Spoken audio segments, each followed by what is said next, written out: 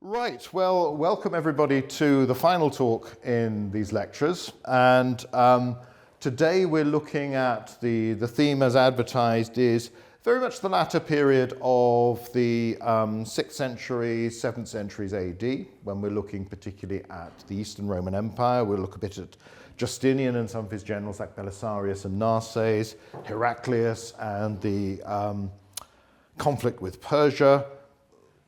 But we're trying to bring together some of the themes that I've tried to raise during the earlier lectures. I do want to bring up a few themes as well. Some of the things that I haven't really had time to raise too much in the course of this. So we'll be looking at the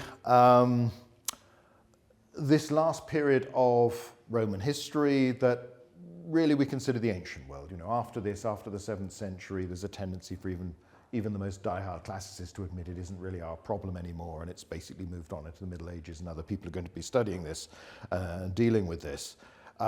It's in a sense the end of the ancient world. You know, there was a book on the war between Rome and Persia in Heraclius' reign described as the last war of antiquity a couple of years back. And you have this odd mixture of events where the big sweep of things is in the 6th century you have an apparent revival under Justinian, where the Romans go off and reoccupy substantial parts of the lost Western Empire. And as far as the Romans are concerned, there isn't formally a Western and Eastern Empire in that sense. It's all part of Rome.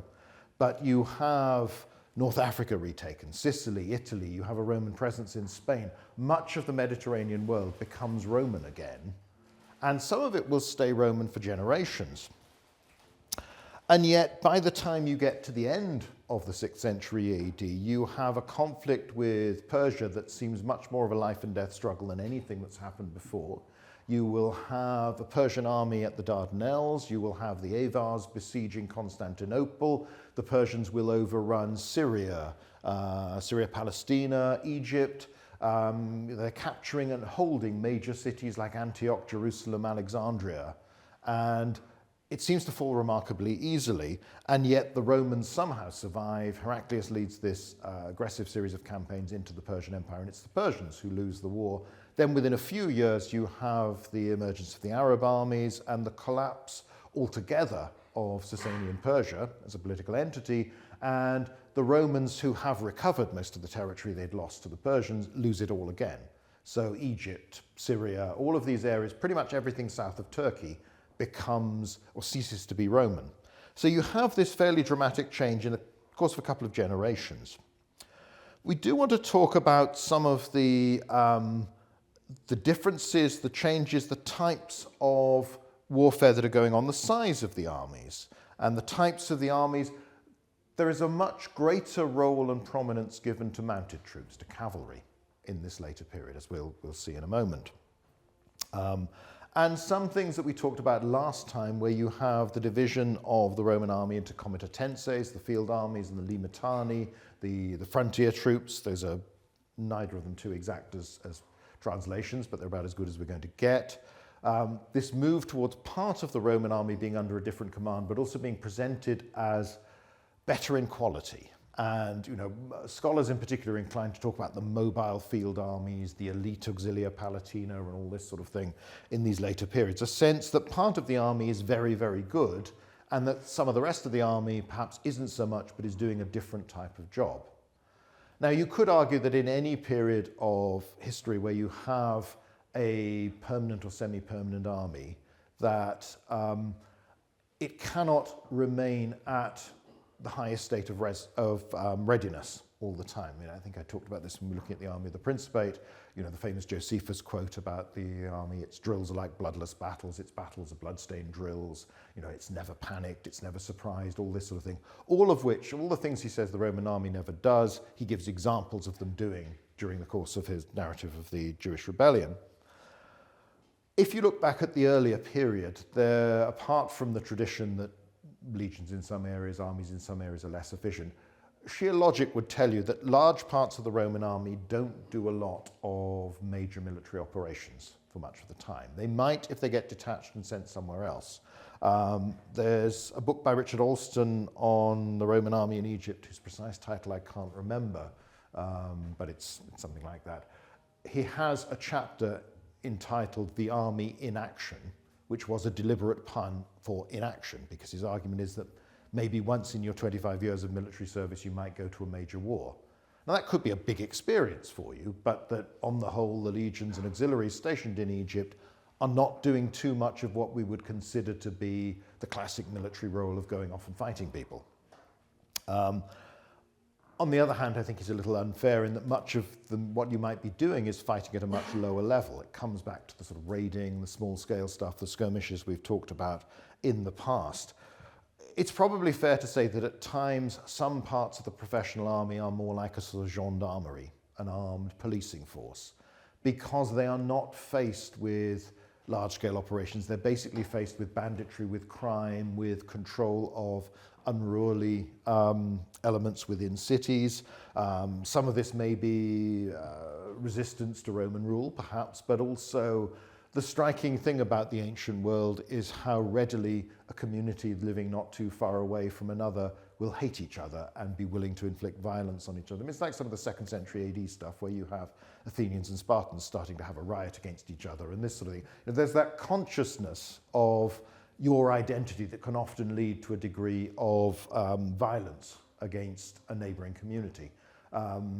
Even more striking in the early stages of the Jewish rebellion, that most of the hostility is not between formal representatives of the Roman state and Roman troops, because they're not there. It's one community, whether it's Samaritans fighting a Jewish community or Gentile community or whatever. And all of these areas have a past history of conflict that has been preserved, exists there. So there is a question where you start to look at the later army and emphasize this elite element of certain troops. It may not be so very different, but it may also come back to something I talked about last time, where a lot of the infrastructure to support the army, the bases, the areas to recruit, to train, to stable, to do all these sorts of things, that's largely gone, and you're improvising things. You have the Bucellari, the bread men of generals like Belisarius and others that become quite significant forces that are clearly give an impression of being almost medieval. They're like household troops rather than formal Roman units where the emperor appoints a commander to this unit and then somebody else takes over and it's part of the army list. This is very much a personal relationship between the general who issues them with their rations, pays them effectively. And if that general is particularly keen and enthusiastic and able, like Belisarius, they might be very highly trained, very highly motivated, extremely good soldiers. But it's not like a legion that will keep on existing and keep on recruiting. They are attached to Belisarius and that one leader, and after he goes, they might find service with somebody else, but there isn't necessarily a sort of, you're a Roman soldier and you're going to keep on serving and doing that. There is always a big question, you can look at this in any period of military history, whether having elite units within a force is a positive or a negative thing for the wider efficiency. Have you basically creamed off your most talented individuals, put them in one place, so you've got one or several superb units, but the other units, the rest of the army, doesn't have the leaders, the aggressive individuals that it might require. So, latter stages of Napoleon's campaigns, the Imperial Guard ends up as about a third of the French army. And most of these people are just given a title, and the idea it inspires them and they will be more effective because they're told that they are now the so-and-so regiment of the Young Guard or whatever. But there's a danger that everybody else is feeling even less valued because you haven't been put into that unit. And the same controversy would apply with elite units in the Second World War and more recently. Forming your special forces, have you found a way of using the talents of individuals who would not fit into a more formal structure, or have you taken some of your boldest and best and then taken something of the edge out of the wider formation? It's not an easy debate to settle, and opinions have always been divided, but it's worth coming back to this when we're looking at the Romans. And finally, we've talked a little bit about Belisarius, Narses, Heraclius himself to some extent, these charismatic leaders. Something that I haven't had time to talk about to any great degree during the course of these lectures is the role of the individual, the leader, the sort of the big man, the great man of history, you know, the Alexander the Great, Philip II, the Pompeys, the Caesars, and how they fit within our understanding of warfare. On the one hand, an army tends to concentrate authority and decision-making in the hands of an individual leader, so that if they're good, they can make a big difference. If they're bad, they can make a big difference. There is clearly a role for that in the way that events play out that means that individuals matter. They're not the only thing, but they're, again, something that we come back to, and we will a little bit today as we go on, looking at the sort of the tail end of it all. Probably ought to say a few things about the Sasanian Persian Empire before we move on to this, because it's the big opponent of both Justinian and then later on Heraclius. Because it's the only political entity with whom the Romans are in contact that is anything like on the same scale as Rome and the level of sophistication, organization that the Romans possess. This is a highly organized empire. Now, when the Roman Empire was united, it's wealthier and has a far bigger population than its eastern counterpart. By the time you've lost the West, the difference becomes less and less. There is probably always a balance in terms of population, and this simply has to do with the sort of agriculture that's possible in the terrain that each goes. Now, it means that these are a more dangerous opponent in some respects because they have more sophisticated armies. And actually, I'll say that then, that probably makes more sense. They're organized, they develop siegecraft. We talked a little bit about this last time. There are big wars fought, and the biggest armies outside Roman civil wars to be formed are always ones that are sent to fight the Persians. So when Belisarius commands at the Battle of Dara, there are about 30,000 Roman troops. He never leads as many as half that number in any of his campaigns in the West. You know, he is sent off with 15,000 men to reconquer North Africa, and does it. He's sent with 7,500 on the initial expedition to Sicily. So there's this idea that you can go and reconquer these areas. The armies that you need in the West are smaller. And that rather suggests that many of the armies you're fighting are less numerous as well, possibly also a reflection of their organization. There's also a lot more talking in the East, where you're interacting with another civilized state. It's in the 4th century, you get a little bit in Ammianus, where particularly the Persians start to refer to the Roman emperor in diplomatic correspondence as brother. And this extends and becomes eventually accepted on both sides. Somebody like Augustus didn't treat anybody in the outside world as his equal. At least that's how he presents it for the home audience. By the later period, you can see this formality. There's a routine of how you send ambassadors, what they're allowed to see, what they're not allowed to see, even to the point where there's one text where it talks, it gives advice that the emperor should, in the initial encounter with the Persian ambassador, the meeting, you should ask about not only the royal family and how well, they well, but also anybody else you know. There's a sort of sense of this is the protocol. It's all very defined. There's a lot more negotiation, and even during the periods of conflict, they're always negotiating with an eye to a peace settlement. And everything ends. When Rome fights Persia, very little changes. It's more about a Persian expedition that comes in, exploits, gets money by extorting money from some Roman cities, maybe takes some captives. In many cases, often just comes outside a city and the city pays them to go away. And the Romans are doing something very, very similar. It's all based around fortified strongholds. Battles are fairly rare. There's no permanent peace, but it's very much limited war with limited objectives. Right. Let's come on to something that we could talk about at far greater length than we'll have time. I've mentioned it a little bit, but we sometimes forget the role of horses and other animals in ancient warfare within ancient armies. That then leads to all sorts of other questions. And we're very ready to think about, well, where are our soldiers coming from? How are they recruited? How are they trained? We tend to think less about the cavalry mounts. I mean, you have Xenophon, obviously talking about horse training. You have Arrian's little manual about the training, the games of Roman cavalry. But we have to remember the oxen, the mules, the ponies, the camels, the transport. animals that are there that make a lot of this warfare happen, particularly for the organized states and people expanding over any distance. Now there is, as we'll return to this idea that cavalry becomes more and more important in later antiquity for the Romans and everybody else. But it's there, it's that logistic element. It's also, there is always a tendency when you talk about any sort of warrior or fighting man to think, well, he's got these weapons, there's this sword, there's this spear, maybe he's using a bow, this is the protective gear, he's riding a horse. Think of the number of museums where you've got medieval armor displayed in that respect. And that's fine and that's important, but it focuses on very much one role of the mounted soldier. And that's the fighting, and we tend to imagine it very quickly as this is the face-to-face confrontation in battle. That's what it's all about. But that's some of what it's about. The other thing, obviously, about horsemen is that they move faster than somebody on foot, depending on the terrain, obviously. The element of patrolling, the element of escort duty, the element of carrying messages and information.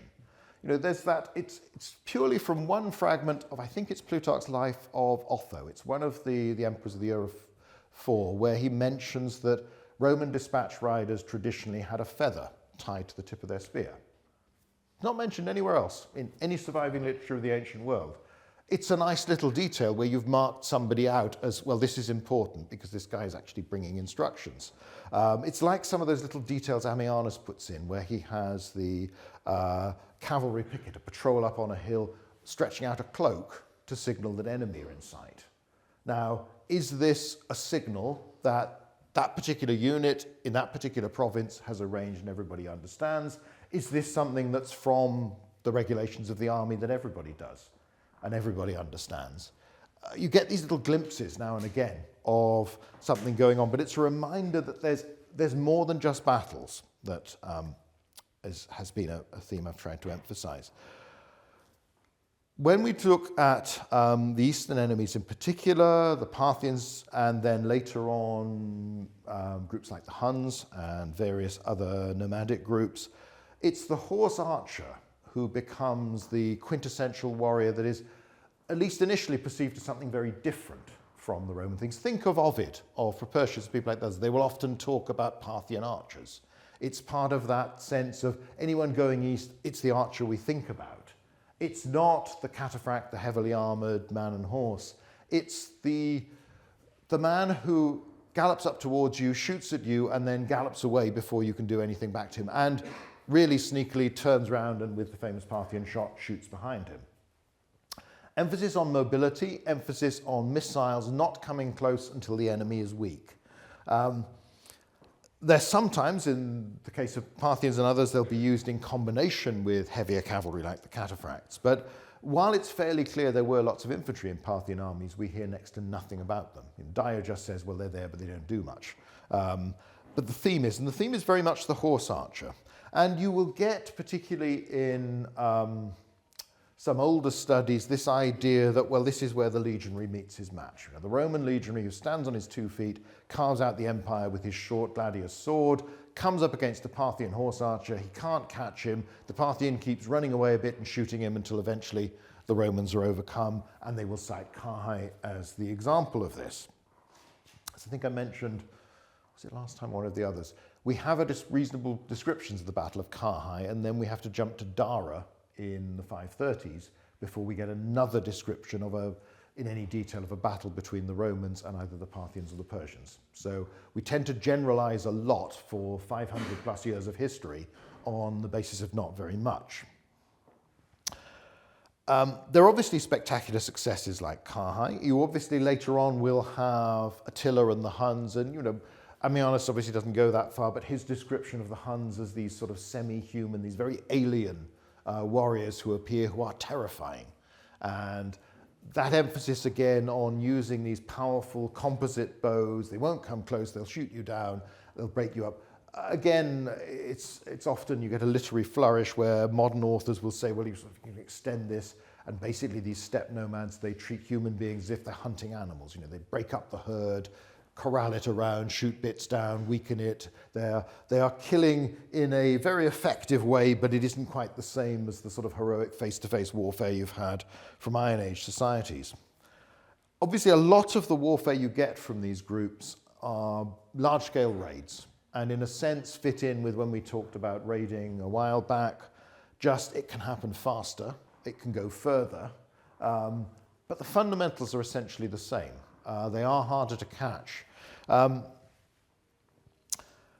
There are later the invasions, and obviously you'll have this under Attila in particular and some of the other charismatic leaders who appear. And you can see in tribal peoples throughout the period the emergence now and again of the leader who is able to unite more than one group and bring them together and create larger armies and be a far more dangerous adversary. And this might be an Ariovistus in Caesar's day, it might be an Arminius or an Arabodus generation later. It might be Decebalus in Dacia, the king who unites, turns Dacia into this formidable organized kingdom. And it could be the Attila and the various leaders that will appear and become the kings of the new kingdoms that are carved out of the Western Roman Empire. Obviously, someone like Attila fits within this pattern, because a striking thing about all of them is that when they die, they very rarely pass on that same level of power and centralization to a successor. It seems very much the personal touch, the warlord who is able to unite people through fear, through charisma, through sheer ability, through luck, whatever it might be. But there isn't a dynasty of them that keeps going. There's obviously a mixture when you have the Huns under Attila, and others will absorb lots of other peoples, various Gothic groups, Slavs and others. To what extent these people become like the Huns in the way they fight, in the way they operate, in the way they think, probably to a limited degree. But many of the big successes, and when they talk about very large armies, appear to be confederations of different groups. So it's also hard to tell how far you can translate a society that's based around a pattern of existence on the steppes with lots of space, where you have a relatively small number of warriors, but who individually are very good and who are very good at working as a team. How, as you take more land and territory, do you recruit more people like that, or do they become the elite above wider groups who operate in different ways? Sieges seem to be a problem, though again under Attila his army is able to capture quite a few walled cities, so that's again a sense they're doing something different. This is clearly not classic gallop up, shoot some arrows, gallop away again. The problem with the Huns is that we know so little about them. The sources are abysmal, and there is often a tendency to say, well, they're basically just the Mongols, aren't they, a few centuries early, and then look at Mongol practice and assume that the Huns are doing the same thing. The other big pattern, though, that fits with so many other aspects where you're dealing with different types of opponents, the big successes come when the empire is weak, whether it's the Roman Empire or the Sasanian Empire. That's when you have big raids that go deep through into the settled provinces, plunder widely, and eventually come back. That's when you get domination of the frontier areas, loss of territory there. So it often connected with when the central authority, the organized authority, is weak, doesn't have the military might it would normally have, that's when you get big successes. So it may be less to do with the particular technology of an individual fighting and the style of a horse archer as opposed to a heavy infantryman, as it is to do with other factors. There's also an interesting trend when you look at the Parthians turning into the Sasanian Persian Empire. Again, it's essentially the same empire. Many of the aristocratic families will continue on under the Sasanian Persians, still speaking Parthian, still with the same names they've had. Some of them will still be there in the Arab kingdoms later on. They make the transition again. They remain in these sort of central Iranian areas. They dominate on a sort of clan basis. The quintessential Parthian warrior, as far as the Romans are concerned, is a light horse archer. Not heavily armoured, moves fast, shoots long. The classic Sasanian soldier is the heavily armoured cavalryman. Still a cavalryman, still a horseman, but what comes out are the cataphracts, the clibanarii, this nickname that means something like bread ovens. Think again about the Persians in that they start to use war elephants. They appear in the 3rd century. Now, one Parthian, when the Nero's reign, there's the problems in Armenia and a Roman army surrenders. The Roman army builds a bridge at the command of their captors, and I think it's the King of Kings' brother rather than the King of Kings' son rides across this bridge on an elephant. Now, that's the only mention of elephants in that context. They appear in some imagery. We don't know whether the Parthians ever used them for warfare. I haven't got a lot of time to talk about elephants too much, but fairly obvious things about them. They are not built for speed.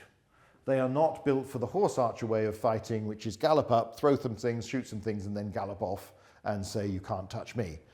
They are there for direct confrontation.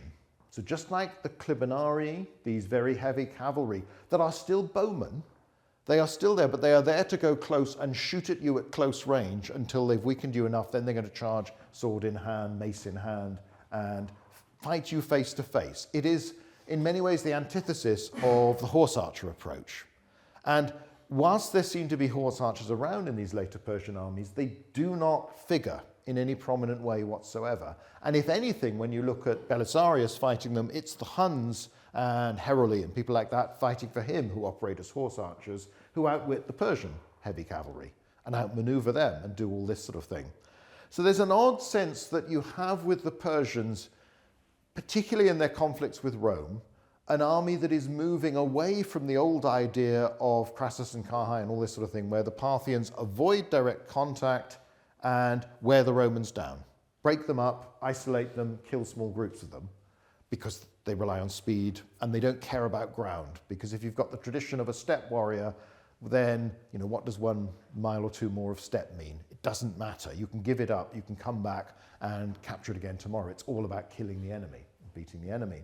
You move towards a Persian army that is much more about direct head-to-head confrontation with its Roman counterpart. So although you don't develop the heavy infantry side of things in the Roman way, you're still sticking with cavalry. Nevertheless, you are people who are going to go close and are going to go toe-to-toe with your opponents, and you add in elephants and things like that, which again are not made for dancing around and wearing the enemy out slowly. And at the same time, you display this great skill in siege warfare, which you can see at Jura Europus, you can see in all the accounts in Ammianus. By the time you get to the 6th century, if anything, the Persians seem slightly better at sieges than the Romans, but there's not a lot of difference in it. But war becomes about controlling the frontier, fortified cities, forts, this sort of thing, the bases from which you can raid, from which you can harass the enemy, which it makes it hard for him to come past and do that to you. Again, it's a very medieval way of doing things in many respects. So let's think a little bit about some of these things as we come on into Belisarius and Narses, the 6th century. Say the biggest battles are always in the east. Roman army still has a significant infantry component to it. The army that's sent to North Africa is 2/3 infantry. Dara, there are even more. However, they never play a prominent tactical role. They are very much defensive. They tend to be blocks behind which the cavalry can rally, can reform, and go forward and do their stuff again. At Dara, Belisarius constructs this system of trenches in front of them to shelter them even more from Persian attack. And the Persian infantry, similarly, don't do a lot. They're there, but they are more about numbers and display, and seem to be very much the garrison troops. So they're the people who go and hold these walled cities on your frontiers.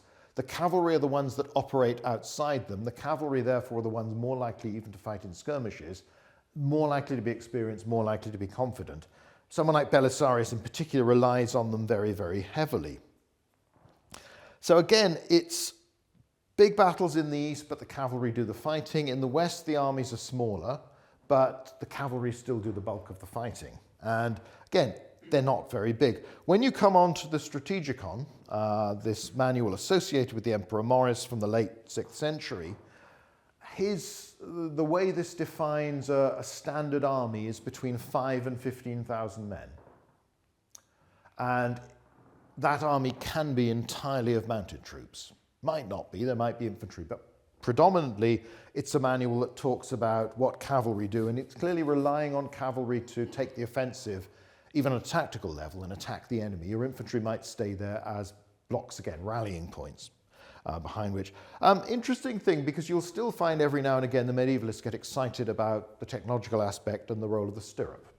Now clearly the stirrup is a big invention, and as somebody who learned to ride late in life, I am very glad of my stirrups, and I never particularly liked riding without them, even though if you've got a swine of an instructor, they make you do it. The Strategicon mentions stirrups twice. So one of these big technological innovations, we don't know when it was introduced. We think it comes from the steppes, maybe via the Avars, somebody like that, but we're not sure.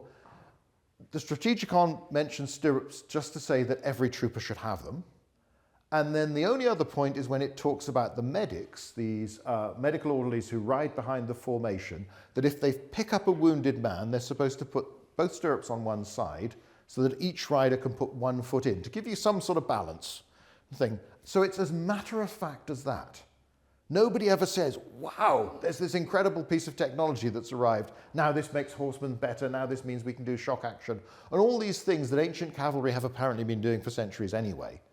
Now, partly that's to do with the four-horn saddle that we've reconstructed and tested and does nearly everything apart from allowing you can't stand in your stirrups because obviously you haven't got any on this. So for jumping, it's a bit of a restriction. But in most other respects, it allows you to lean and pull back in a way that you could.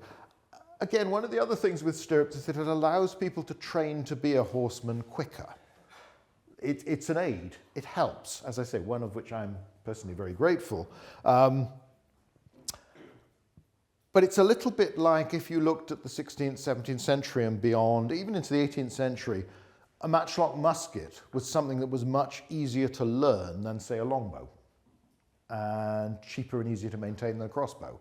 So it allows you to have more soldiers quicker than these older bits of technology, even if in terms of actual effectiveness, it's probably not as good, and it's terribly inaccurate.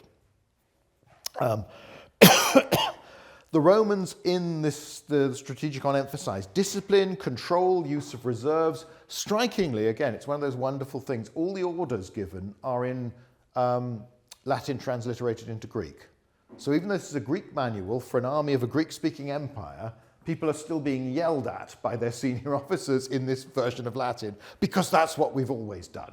And there's a few bits, you get some odd bits of German that have come into it, the sort of bandum for unit, and some of the words for flags and things seem sort of more recent. Though again, how they came into the Roman army and when is another matter. When they talk about the Persians are almost a mirror image of the Romans. They're not tending to use armoured horses anymore than the Romans are. You get differences, I think it's Procopius talks about the Romans when they use bows from horseback. Again, most of these Roman cavalrymen are now heavy cavalrymen, but also archers. The Romans shoot more powerfully, but the Persians shoot quicker. So there's a slight difference in doctrine, way of doing things. But basically, all the things the Romans say about the Persians, that they fight with great care, with great discipline, they keep reserves, they're very careful where they choose to fight you. It's a mirror image of what the Persians would be saying about the Romans. And it shows again how similar these two empires have become in the way they fight. Now, excuse me. Khusro II, the King of Kings, and Heraclius. Khusro owes his throne to Roman intervention in the first place. You've had the Persian Civil War in which the Romans have sent troops, and then he chooses to intervene in a Roman Civil War later on. This is one of the great wars of antiquity, but it's also one of the worst recorded. And the thing that we don't get in our sources, there are clearly years of fighting where the Persians systematically capture the Roman frontier fortresses. Because once they've got beyond the sort of Euphrates area, that sort of thing, and move into Syria proper and elsewhere, there's not a lot of opposition. But you can see it chronologically. There are several years of fighting in Campania about which next to nothing is said, where they're doing this. Now again, they're fighting the Romans at the time the Romans are having a civil war. So the Romans are weak, therefore they can exploit this. What's unusual about this conflict is that they stop talking early on. All the earlier things you read, it's there in Ammianus, it's there in Procopius, time after time, several times in every campaigning season, ambassadors go back and forth and start talking, and we start saying, okay, this is the sort of deal. And very often the pattern is that one side is doing so well that it won't cut a deal at the time, and then things start to go badly for them, by which time the other side's decided, well, actually, we can get an even better deal, so then they don't want to cut a deal. But eventually it happens. It always end up with these negotiated peace treaties, and you sometimes even get, it's like a throwback to the days of classical Greece, the declaration of peace for a set number of years. We will have a 7-year peace, a 10-year peace, a 30-year peace. And given that the record of those was never terribly good. You have to wonder why people still believe in this, but nevertheless, it's a way of thinking. You get the capture of Jerusalem, which is obviously a big, big deal for a Christian empire. You get Alexandria being overrun, which in economic terms is perhaps an even bigger deal because so much of your food, so much of your wealth comes through Egypt. They can't quite capture all of Asia Minor, but you have this alliance between the Persians and the Avars for a joint attack on Constantinople. The Persians never quite get involved. The few envoys are sent across, get captured. The Avars do attack the city, but the defenders are able to hold off.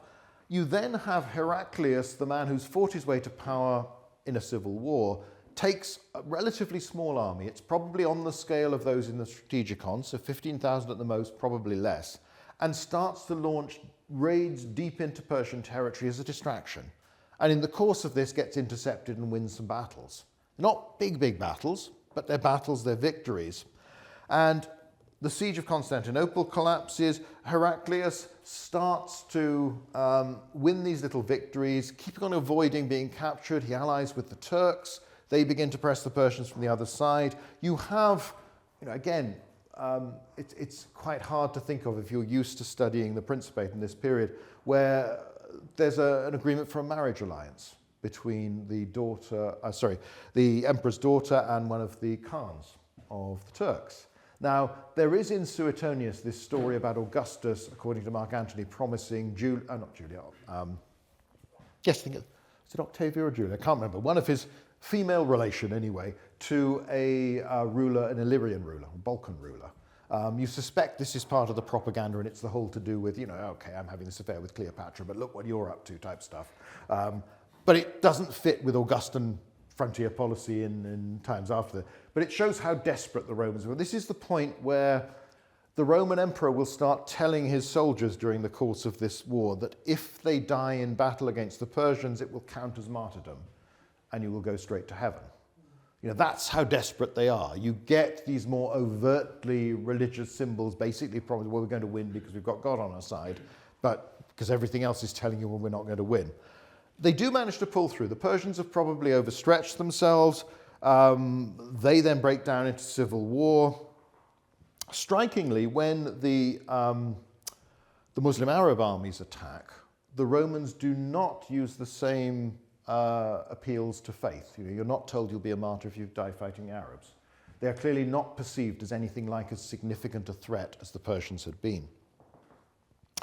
So you have that sudden collapse of the Sasanians and similar collapse of the Romans, though they're not lost altogether. Now, some of the lessons of this period of decline and fall, some of the things we talked about a little bit last time as well. Obviously, people keep coming back to all sorts of great theories about why the Roman Empire falls. What's that recent one doing the rounds that Roman pollution makes all the Romans really stupid and with low IQs and all this sort of thing. And presumably they just walked into doors or put their hands through windows or something like that. Goodness knows. Lead poisoning was another favourite. There's a marvellous, and it is done tongue-in-cheek, a German scholar collected this list in alphabetical order of all the different theories given for the fall of the empire. Many of them fairly wacky. Again, you come back to some of the issues talked about last time. You will read lots of modern analyses that will suggest the Roman army in this period should be huge, and yet when we look at the actual campaigns, there's hardly anybody involved. So something doesn't quite line up with those. The armies certainly seem to be smaller. They are heavily cavalry influenced, both in terms of the number of troops, but also the reliance on the cavalry to do much of the fighting. So you might get an army that's a third cavalry, sometimes even more. Smaller armies, perhaps entirely so. But again, you can do that because the armies, relatively speaking, are quite small. They are not on the same scale. Now, some of this, there's obviously, our sources have always tended to get excited and tell you, there's vast numbers of soldiers involved in some of these campaigns. You're particularly inclined to do this when you talk about your enemy. Julius Caesar, if you add up his figures for the Gallic relief army that comes to Alesia, it's sort of about 250,000. It seems improbable, but it also seems very unlikely that Caesar actually had a reliable figure to know what this is, and he's just saying lots, you know, and it's making it all more heroic. Numbers tend to be a little more reliable for our own side, as it were, the people giving us the sources.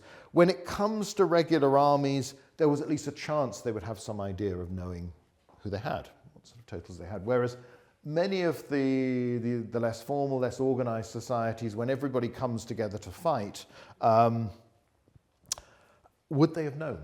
And would they have cared? Because everybody's simply turning up to do what they're required to do.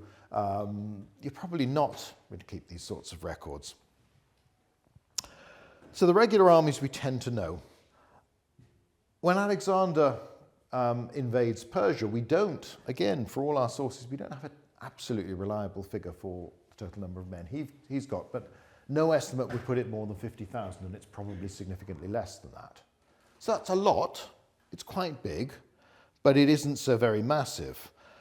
If you think of the Romans in the 3rd, 2nd century BC, consular army is 15 to 25,000, something like that. 2 legions plus 2 ally, maybe up to about 30,000 if you really soup it up. A Praetorian army is about half that size, so 10,000, maybe 15,000, depending on the number of allied contingents. If you look at provincial armies in under the Principate, then somewhere like Britain is quite big. If you add together all the units that are here, tested around about the same time, say in 2nd century, assume they're all at full strength, then you might get to about 45,000 for the whole province.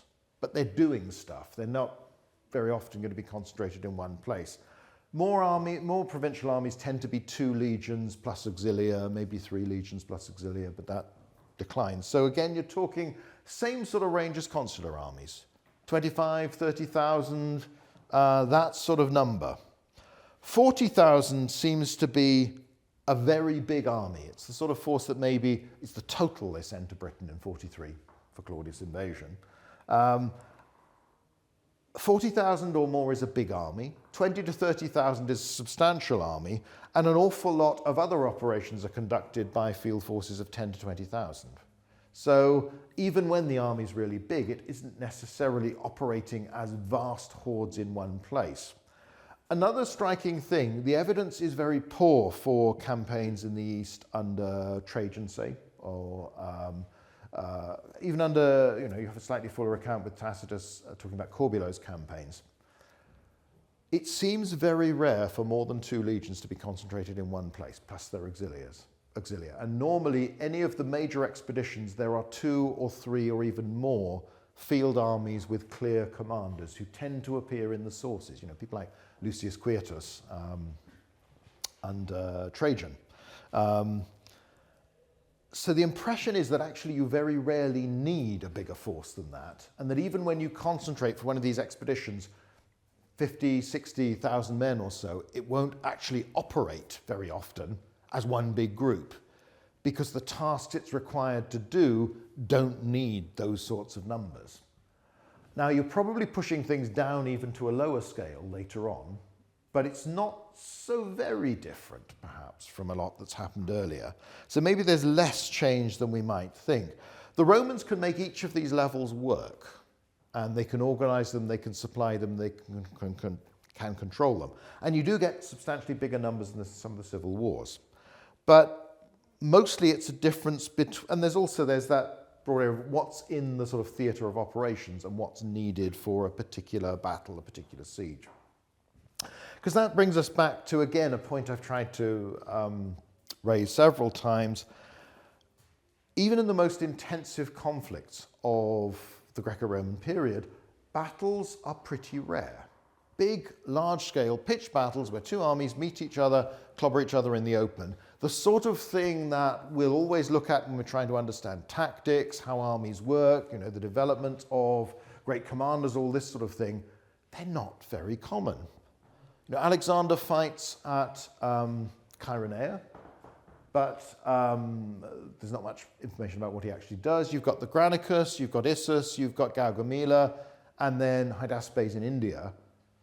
And yet, there's all those other years. There's never more than one battle in a year, and most of the years don't have a battle at all. Which doesn't mean he's not fighting, but it's not in that sort of big battle where you have your whole army. So some of the things that these armies are actually doing and are maybe designed to do isn't necessarily the first thing we think of, which is the big battle. They have to do other stuff as well. Sieges are very, very common. The most successful empires and powers are the ones that can take fortified strongholds. And that's been true right back to the origins of warfare in the Near East. You know, whether it's the Sumerians or later on something like the Assyrians, where there is a great emphasis on the propaganda on taking cities, and usually in the Assyrian case doing all sorts of unspeakable things to the people who you've captured within them. Philip II is able to take cities. Alexander's army will do the same. That's the key thing. And Alexander can spend 8 months besieging Tyre and then go on and besiege Gaza for another couple of months before the year's out. But if you can capture these wall strongholds, then it makes your operations far more decisive, because the enemy can't just go and hide and wait for you to go away. Now, obviously, a lot of the mentality later on that you see in Vegetius, that you see in the frontier campaigns in the East, is all about, well, I've built big walls around my city and I am going to stay in here and you're not going to be able to, I'm going to defend against you and you're not going to be able to take this, which makes warfare less decisive. And there is a big emphasis, there is a clear pattern to siege warfare that you see in Ammianus, but it's very similar in Procopius in the East, where whoever's attacking does the same thing. There's lots of demonstrations, lots of parades, trying to make you surrender, and then gradually building up towards siege works and an assault. And there are things that the defender can do to counter those at every stage that aren't really things that are talked about very much in earlier periods, because you're not doing it. You still plan on going out and duffing them up in the open then. It's a different mentality, but it's a way, if you can make your fortifications strong enough, then you can start to stop the enemy from winning quite so spectacularly. But around the sieges, but also in the campaigns in general, you have far more raiding, skirmishing, this smaller scale, the surprise attack. I mean, whether it's in 5th century Greece or afterwards, your best way of getting into any fortified stronghold is for somebody to let you in through the back door when no one else is looking. That's always true. It's much easier, it's much healthier, because attacking walls, even with the technology to do it, is dangerous. And there isn't a coincidence that the Romans give the corona muralis, you know, this the crown for being the first man over the wall, because the first one up that ladder is taking a lot of risks. And as with anything else, there is a pattern that if you fight lots of sieges, as for instance Philip and Alexander's armies do, your boldest are taking the most risks. And eventually you will run out of them, because everybody else is the person who's saying, nope, fine, after you, that's fine, I don't need to worry about that. Let's see what's going on. So, we've talked a lot about different aspects of warfare in all these weeks. We've talked, connected with that, not just about war, but also about peace. We've talked about empire, power, the physical creation of territorial empires, lots of different types of soldiers, from the mercenary, the warrior, the soldier. There is always a link between society and warfare, between politics and warfare. In 10 weeks, you can just brush the surface. We've been covering a lot of centuries, a lot of different topics. But it is something we always need to remember. It's central to so much of ancient history. And it's always a mistake to assume that a war is just a war and everybody always fights the same way and it's all really simple. Different societies think about war and practice war in very different ways. Not just in the sort of person they send out to do it, the sort of equipment they have, the style of fighting, but what they expect a war to be and how they know whether they've won or lost, what the consequences are. All of those things are things we need to keep to the forefront and place alongside everything else when we're trying to understand how ancient states work and how they interact with each other. Obviously, particularly with the big empires, but given the prevalence of warfare in so much of the ancient world, more generally when we're looking at anything in this period. So if there's one takeaway from these 10 courses is the person who always wants their own field to be seen as important, but it is important. Warfare does matter in the ancient world. It is something we can't just skate over, and it isn't simple, because like anything else, it's an expression of a society, of a period, of how they think, how they operate, and their economic system behind that. So warfare is part of these much broader trends, and it helps us to understand those as well, apart from being something that ancient authors do talk about an awful lot, so is well worth listening to what they say and trying to understand that. So anyway, thank you everybody for coming along.